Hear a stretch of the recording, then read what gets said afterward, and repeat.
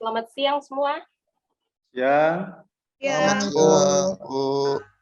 Apa kabar hari ini?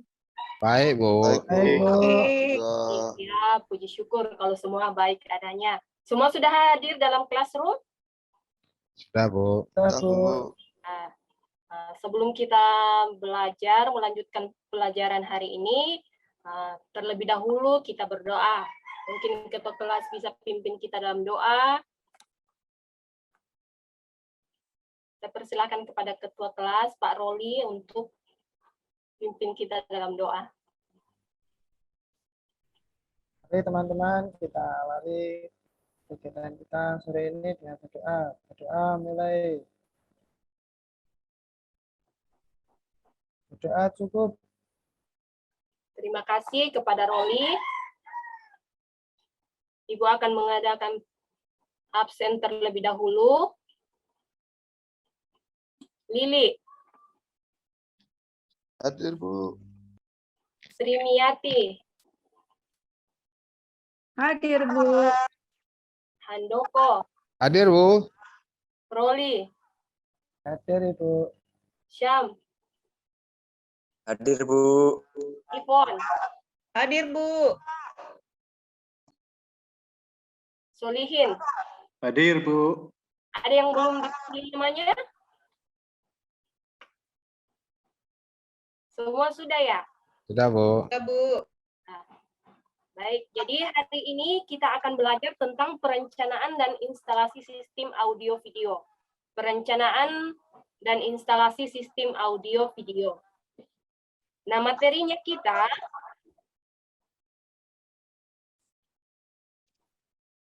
Ibu izin share.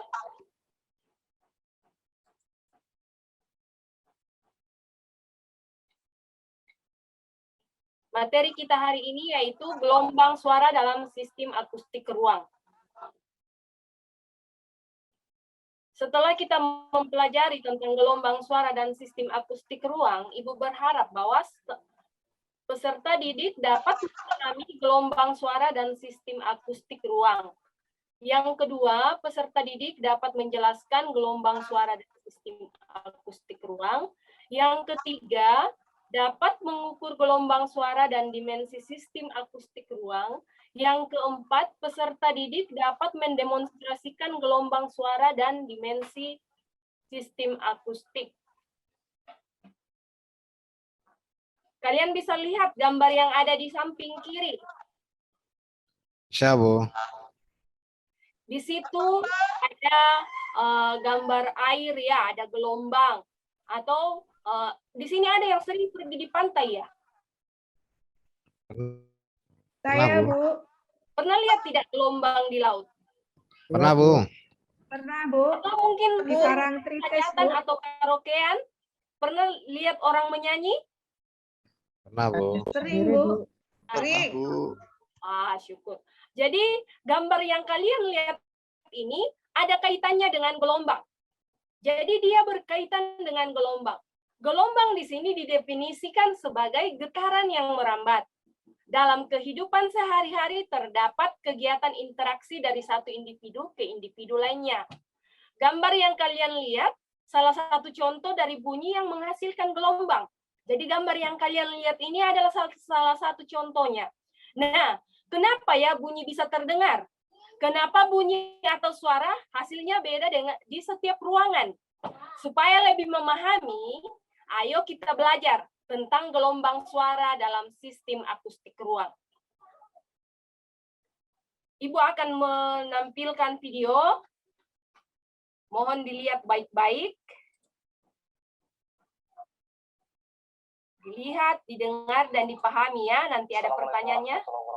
Kali ini kita akan belajar gelombang bunyi menggunakan animasi. Ya, oke. Jadi kalau kita lihat, nah inilah gelombang bunyi itu. Jadi ini adalah sumber bunyinya, ya, atau sumber gelombang bunyinya, ya, atau sumber getarnya. Nah, kemudian ini gelombang bunyinya. Nah, ini katakan pendengarnya ya, seperti itu. Kita sering menonton, misalkan ya, kalau kita sering menonton film-film animasi atau film kartun, yang di situ ada sumber bunyi, kemudian menghasilkan bunyi, itu kan biasanya pola gelombangnya seperti ini kan. Nah, itulah gelombang bunyi. Gelombang bunyi sebagaimana yang telah kita pelajari merupakan gelombang longitudinal, ya kan, yaitu gelombang yang arah rambat dan arah getarnya itu sama, searah atau sejajar, ya. Kalau dalam konteks ini arah rambatnya ke kanan, arah getarnya juga ke kanan, ya. Itu gelombang bunyi. Gelombang bunyi juga merupakan gelombang mekanik yang merambat membutuhkan medium, ya.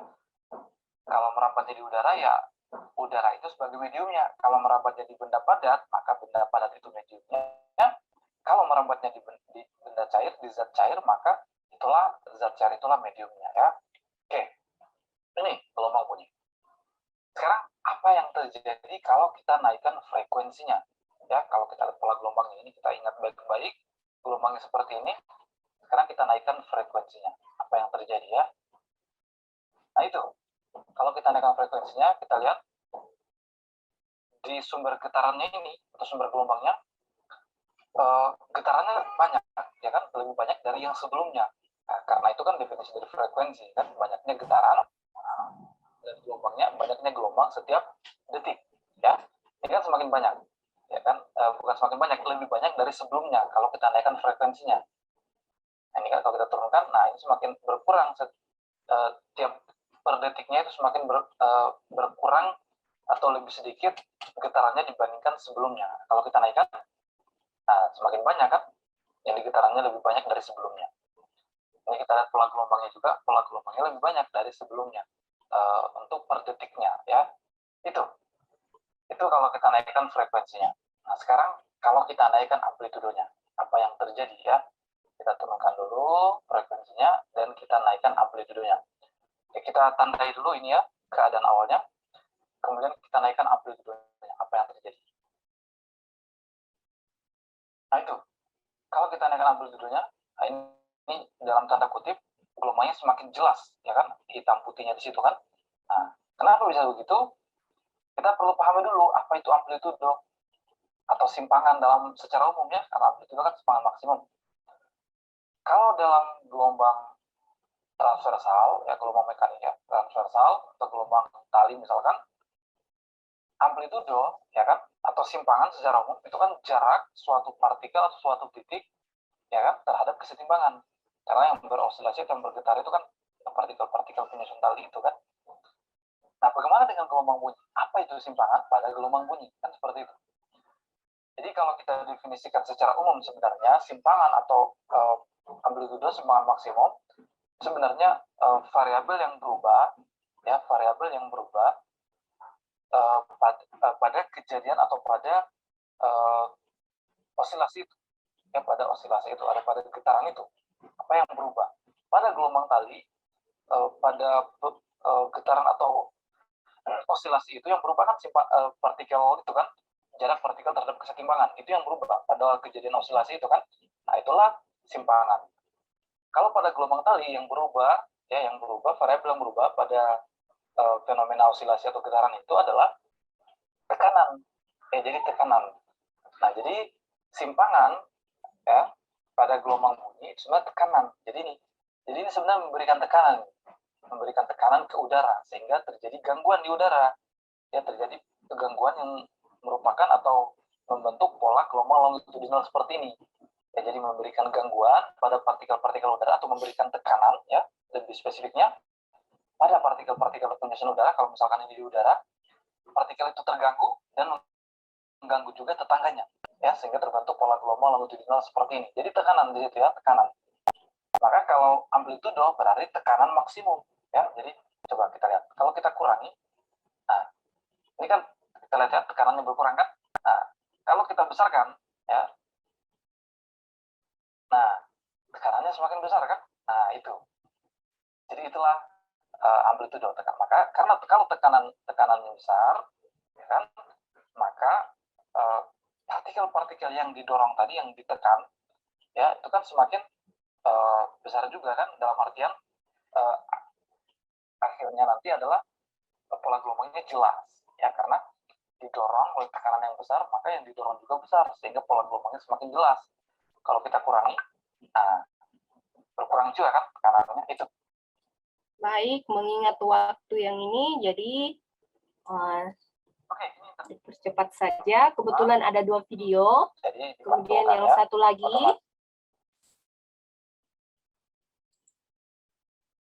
Assalamualaikum warahmatullahi wabarakatuh. Ini disebabkan pita suara setiap manusia menghasilkan nada yang berbeda. Penyanyi yang bernyanyi dengan nada rendah seperti Ariel Noah dan Iwan Fals,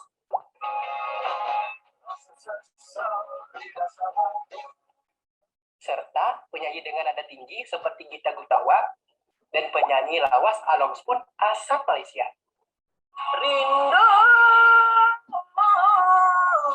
rindu serindu rindunya. Pita suara kita dapat menghasilkan berbagai macam bunyi. Tapi, tahukah kamu bagaimana bunyi dari pita suara kita bisa sampai ke telinga kita? Daripada bingung, yuk kita bahas.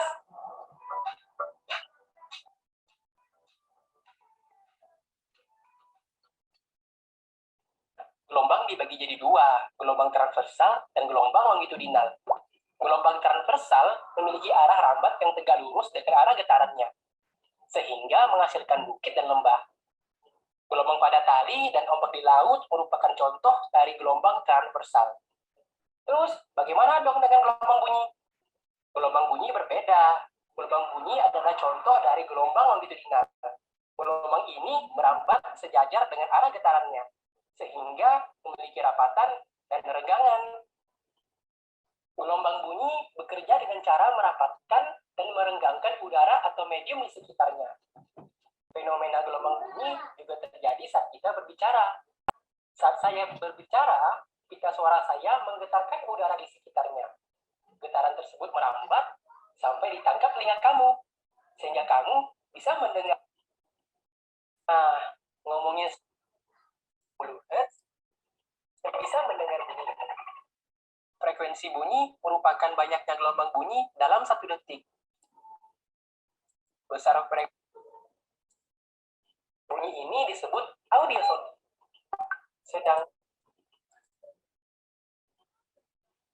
Baik, setelah kalian nonton video tadi, ayo kita diskusikan sama-sama.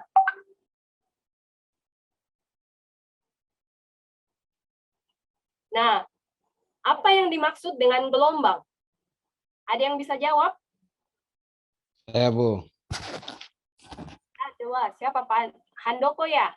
Ya, Bu. Ya, apa yang dimaksud dengan gelombang? Gelombang adalah getaran yang merambat pada suatu media, Bu. Nah, baik, berarti tadi nonton videonya betul-betul. Yang kedua, apa yang dimaksud dengan gelombang suara? Saya Bu, Ya, silakan Ivon. gelombang suara adalah perambatan gelombang longitudinal yang dapat merambat melalui medium atau zat perantara. Zat perantaranya misalnya cair, padat, gas, udara. Sampai bisa dengar ke telinga. Terima kasih Ivon. Yang ketiga, sebutkan syarat terjadinya bunyi. Ada yang bisa jawab? Apa syarat terdengarnya bunyi?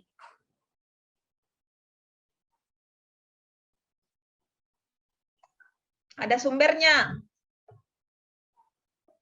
Ada sumber apa lagi ya? Media perantara. Media perantara. Oke, yang keempat. Coba sebutkan macam-macam gelombang berdasarkan rambatannya menurut video yang tadi. Transversal Gelombang longitudinal, longitudinal sama transversal, Bu. Oke, baik. Karakteristik fisik gelombang suara berdasarkan frekuensi dibedakan menjadi berapa ya? Ada berapa daerah frekuensi tadi? 3, Bu. Ada 3. Frekuensi apa semua? Infrasonik, audiosonik, dan ultrasonik. Oke, semua ternyata hebat-hebat. Nah, selain frekuensi, coba sebutkan faktor lain yang mempengaruhi gelombang suara. Jadi selain frekuensi tadi, yang video paling pertama, hal lain yang mempengaruhi dari gelombang suara apa saja? Periode, Bu. Periode, apalagi? Amplitudo. Amplitudo. Kemudian? Panjang gelombang, Bu. Panjang gelombangnya. Nah, sifat-sifat dari gelombang apa semua? Dapat Distorsi, berubah Bu. bentuk. Dapat berubah bentuk. Kemudian? Dapat dibiaskan. Dibiaskan. Apalagi ya? Masih ada nggak atau sudah habis? Dapat dipantulkan, Bu. Dapat dipantulkan. Baik, semua ternyata nonton video hari ini dengan baik, sehingga boleh menjawab pertanyaan dengan baik. Nah, sekarang kita akan mempelajari lagi. Nah, di sini bagaimana caranya? Tadi ada dikatakan bahwa setelah mempelajari ini bahwa kita bisa mengukur. Nah, di sini menghitung gelombang bunyi, di sini ada rumusnya bagaimana menghitung panjang gelombang, bahwa ada rumus P sama dengan lambda dibagi dengan T. Jadi, barang ini dibaca dengan lambda. Ya, mungkin baru pertama kali lihat, itu dibaca lambda ya, P sama dengan lambda dibagi T. Lambda di sini adalah panjang gelombang. Kemudian untuk menghitung pemantulan bunyi, rumus yang digunakan yaitu S sama dengan P dikali T dibagi dengan 2. Itu adalah rumusnya. Nah, sekarang kita akan masuk di dalam akustik ruang. Apa sih akustik ruang itu? Oh, maaf. Efek Doppler. Di efek Doppler ini, saya rasa kalian pernah melihat atau mendengar ambulans mungkin lewat atau mungkin mobil-mobil polisi. Nah, salah satu contoh dari efek Doppler adalah mobil ambulans yang sering lewat. Bagaimana caranya? Bagaimana cara menghitungnya? Di sini sudah ada rumusnya ya. Kalian bisa lihat rumus yang ada di sini. Nah, sekarang di akustik di sini adalah ilmu yang mempelajari bagaimana cara mengontrol kualitas suara di dalam gedung atau ruangan. Kemudian, ruang akustik harus dapat berfungsi sebagai noise control yang dapat mengurangi terjadinya reverberation atau pengulangan suara. Kemudian yang ketiga, metode noise control pada umumnya digunakan pada instalasi gipsum, dinding ceiling, karpet, dan panels. Bahan yang tebal tidak menjamin ruang akustik berfungsi sebagai ruang kedap suara. Kemudian ruangan akustik yang berkualitas jika tidak terjadi pengulangan suara dan suara dalam ruangan tidak tembus keluar sehingga dapat mengganggu lingkungan sekitar. Kemudian di sini lagi, mengukur dimensi akustik ruang itu seperti bagaimana. Nah, di sini ada video yang ditampilkan bagaimana caranya mengukur. Jadi cara mengukur itu kira-kira seperti ini. Sebentar saja ya, kita lihat.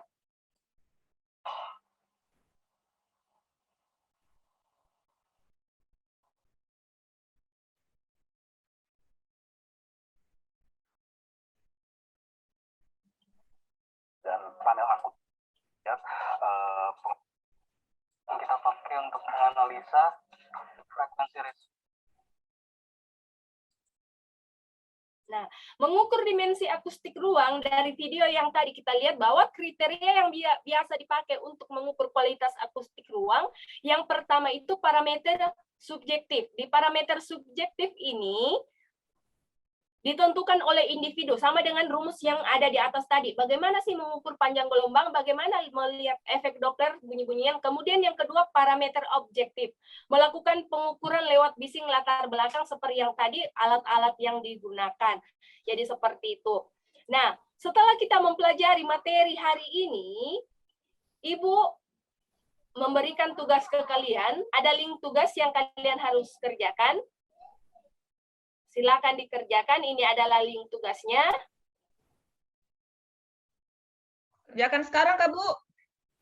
Ya, dikerjakan sekarang ya. Berapa menit? Ya, ini ada 10 nomor di dalam. Jadi ada soal hitungan. Kira-kira waktu yang dibutuhkan berapa lama?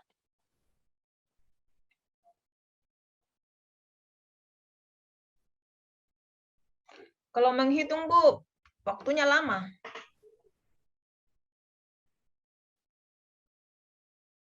Berarti sekitar 30 menit mungkin kalau hitungan itu terlalu lama atau 20 menit ya.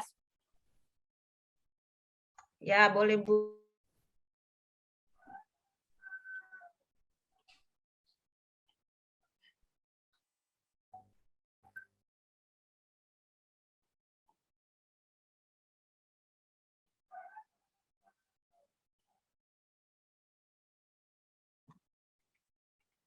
Jadi soal-soalnya ini semuanya uraian, bukan pilihan ganda. Jadi memang butuh waktu untuk mengerjakan.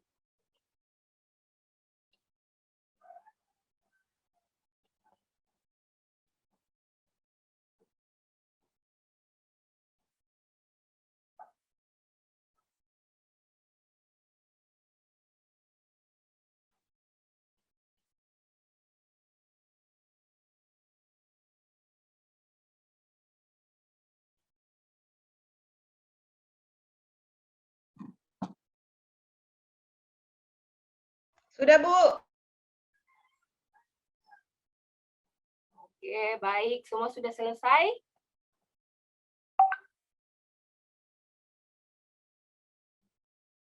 Kalau semua sudah selesai, Sudah, Bu.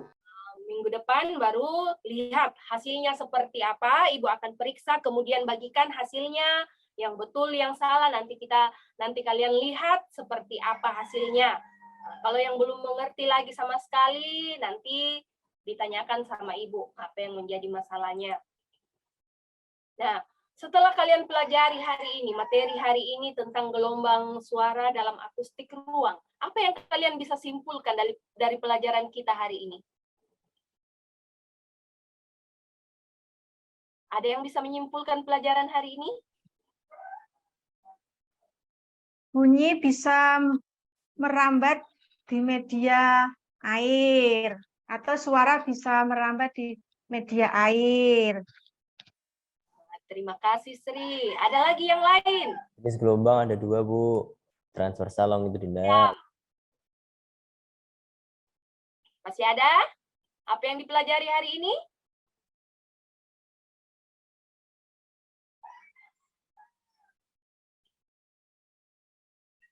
Tidak semua bahan yang ada di gedung bisa kedap suara, Bu. Oke, jawaban yang sangat baik dari Sri. Nah, jadi betul kata kalian. Jadi setelah kita mempelajari materi hari ini tentang gelombang suara dan akustik ruang, di sini kita bisa melihat apa yang kita bisa simpulkan. Yang pertama ini gelombang suara. Apa sih gelombang suara? Gelombang suara adalah perambatan gelombang longitudinal yang merambat melalui suatu medium seperti saat cair, padat, atau gas, seperti gambar dan video-video yang kalian lihat tadi. Kemudian yang kedua, akustik ruang adalah ilmu yang mempelajari bagaimana cara mengontrol kualitas suara di dalam gedung atau ruang. Jadi saat kalian mungkin pergi ke bioskop atau kok suaranya seperti ini ya, oh ternyata ini di akustik ruang. Jadi itu aplikasi dalam kehidupan. Kemudian ruang akustik harus dapat berfungsi sebagai noise control yang dapat mengurangi terjadinya reverberation atau pengulangan suara. Jadi itu pelajaran kita hari ini. Nah, berikutnya kita akan belajar tentang psikoakustik telinga manusia. Jadi itu pelajaran berikutnya. Persiapkan diri kalian baik-baik karena kita akan praktikum ya, ada prakteknya untuk psikoakustik telinga manusia. Ya, demikian pelajaran kita hari ini. Karena tadi kita awali dengan doa, hari ini kita akhiri dengan doa. Mungkin ketua kelas bisa pimpin kita dalam doa. Mas Roli, silakan. Teman-teman, marilah kita akhiri untuk pelajaran hari ini dengan bersama. Untuk sempurna, berdoa mulai. Berdoa cukup. Terima kasih, Roli. Demikian pelajaran kita hari ini. Sampai jumpa di pelajaran selanjutnya. Terima kasih. Terima kasih, Bu. Terima kasih, Bu. Terima kasih, Bu.